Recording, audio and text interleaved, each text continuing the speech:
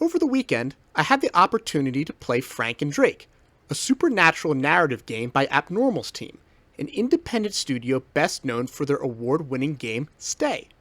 Frank and Drake is currently available for PC and consoles, and is best described as a modern Gothic tale that tells the story of two roommates who come together and try to solve a mystery gripping Oriole City despite their very different schedules.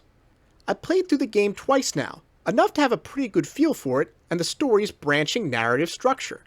So, what did I think of the game? Would I recommend it to narrative gamers? What about fans of supernatural cornerstones like vampires, zombies, and ghosts?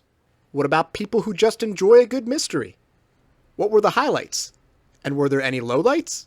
I'll be covering all that and more in today's review. First off, the game's length is great.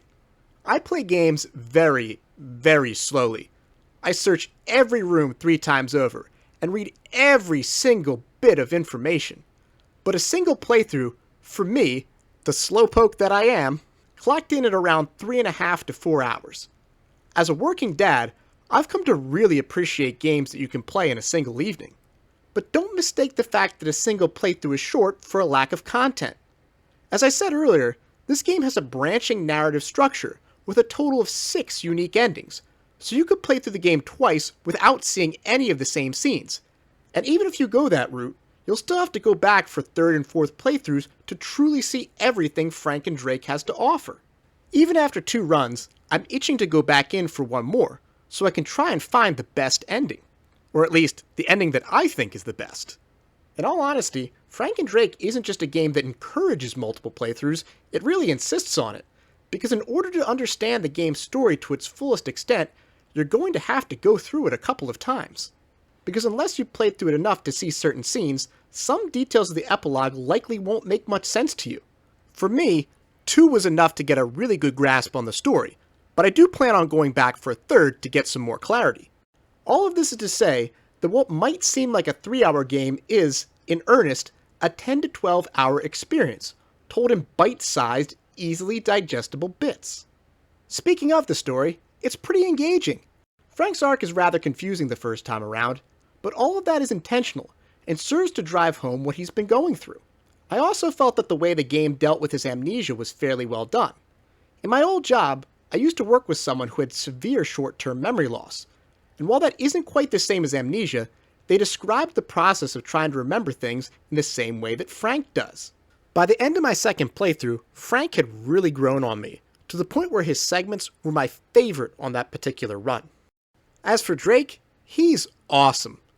He's likable from the very beginning, has a good sense of humor, a cool sense of style, and great interests. I loved watching his story unfold, and look forward to seeing what other paths I can take with him on future playthroughs. I also enjoyed the game's unique take on his condition, vampirism. While we're on the topic, let's talk about those supernatural and Gothic themes for a moment.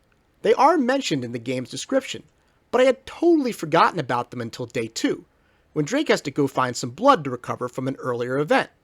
So I was a bit taken aback at first when those elements came on so strong. So before you go into this, definitely keep the fact that it is a supernatural game at the forefront of your mind.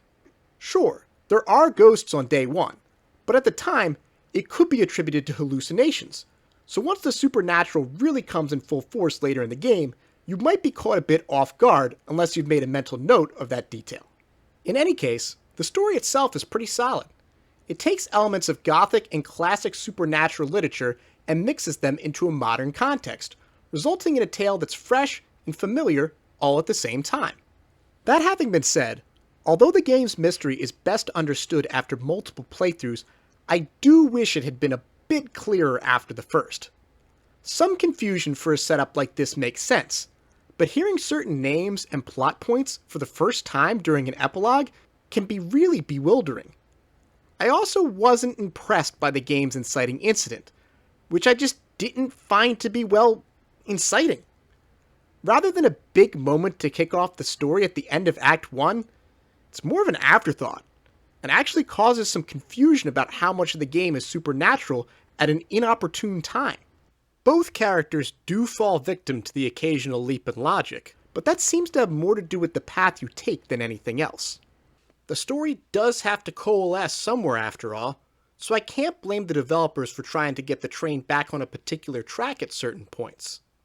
Moving on to the gameplay, I loved the day-night split between Frank and Drake, and really enjoyed seeing them get to know each other and try to solve the mystery through a series of post-it notes. And if you eventually reach a point in the game where they cross paths, the payoff is incredibly worth it. The minigames are strong as well. I've talked about it before on this channel, but I do enjoy challenging minigames, even in a more narrative-focused experience, and Frank and Drake has some good ones. In particular, Drake's Hobo Vision quest, the sneaking segments in the zoo, and the maze puzzle all stand out to me. The VCR puzzle was also really good and a delightful challenge. Unfortunately, one of the things that did make some of the minigames more difficult was not the level of challenge itself, but the fact that some of the tasks were just more difficult to do with a controller as opposed to a mouse. I played the game on PC, primarily using a controller, but I unplugged it for several minigames and moved back to a mouse because pointing and clicking was far easier than using the A button and the left stick. The antenna minigame is a good example of this. I had trouble tuning it without switching back to the mouse, and not just because I'm a millennial who's never seen a TV that old before. Well, maybe not never, but definitely not since Grandma Albatross's house back in the 90s. Back to the positives, the game's rotoscope animation and art style is tremendous. It's a beautiful game visually, with excellent character designs, gorgeous cityscapes, and locations with plenty of personality. And the music is top-notch. You guys know me, I love a great soundtrack, and Frank and Drake has an awesome one. Frank's scenes are accompanied by some really chill tunes, while Drake's feature incredible smooth jazz that's still stuck in my head. So at the end of the day, would I recommend Frank and Drake? If you're a fan of Gothic literature, supernatural stories, or just narrative games in general, I would definitely check it out. But I'd recommend playing it on PC, as the game's point-and-click style seems more naturally suited towards that particular platform. Appnormals Team, great work on this one. I look forward to seeing more games from you guys in the future. Thanks for watching. I'll be back on Friday with a character commentary video on Kim Kitsuragi from Disco Elysium, followed by a breakdown of the Revenant Hill promotional images next week. See you guys then.